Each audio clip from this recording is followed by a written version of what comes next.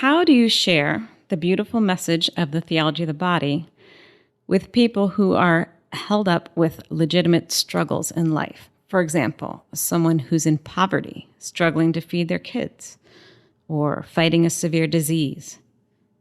Do you think it would be difficult for them to think about the depth of the theology of the body when they're preoccupied with their real struggles? This is a really great question, and it is one I have thought about many, many times. Mm-hmm. I'm recalling a time I went to Haiti. Yeah. Remember that? When was that? Do you remember?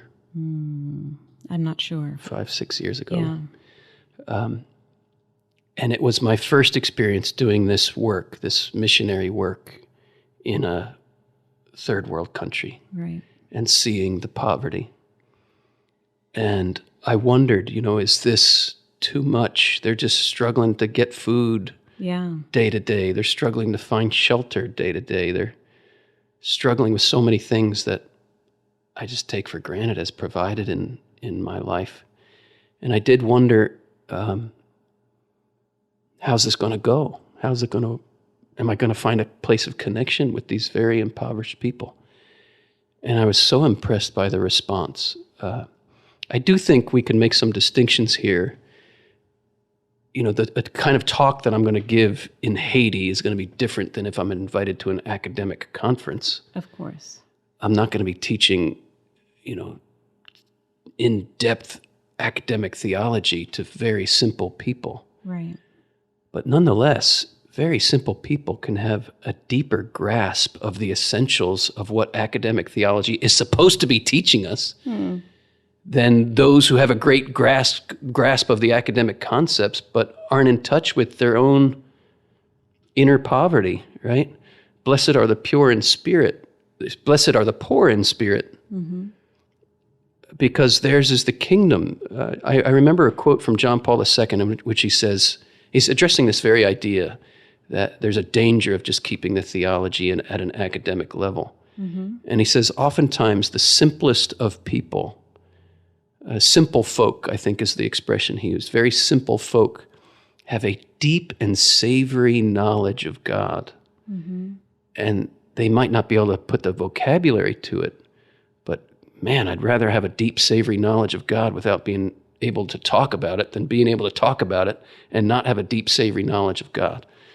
So all this to say, I think this questioner brings up some good points that in the day-to-day struggles of life, academic theology could be a challenge to push the pause button and read a book.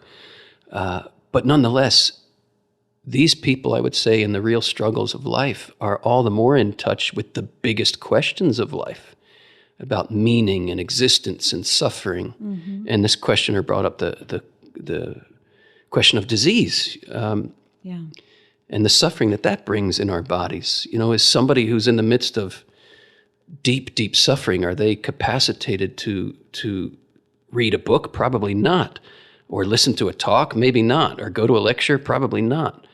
But I think we're already in that. If we have this idea as theology is over there, and then we have real life over here, which includes poverty and suffering, we're missing out on what theology is supposed to do. Yeah. Theology is supposed to connect us in those deepest, most painful questions of our lives with the God who loves us in our poverty, loves us in our disease, loves us in our sufferings.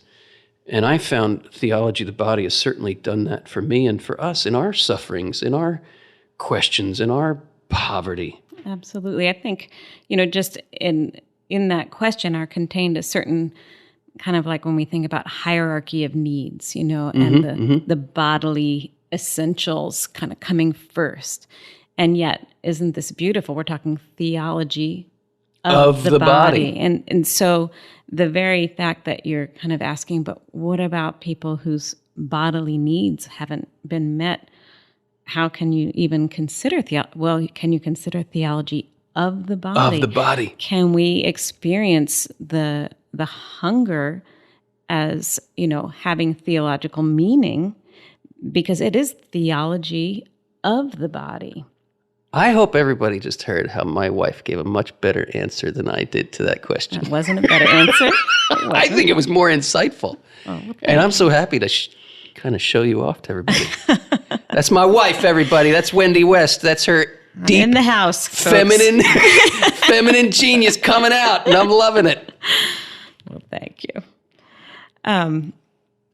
And I think, too, just another thought that came to me as you were sharing that, I remember meeting someone many years ago who was working in ministry to elderly people. And she shared with us that the motivation or the kind of guiding principle of her ministry was Pope Paul VI's document, Humanae Vitae.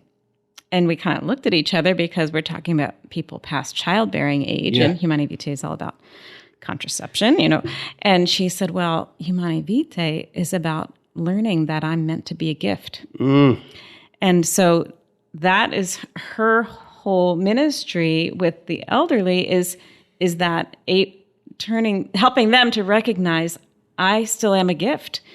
And so, even those in great suffering in other ways, aging is an example, but to learn that they're meant to be a gift, is theology of the body not showing us that? So yet again, people out there listening, Wendy's in the house. That might become a tagline of our podcast. Okay. Wendy's in the house. Okay.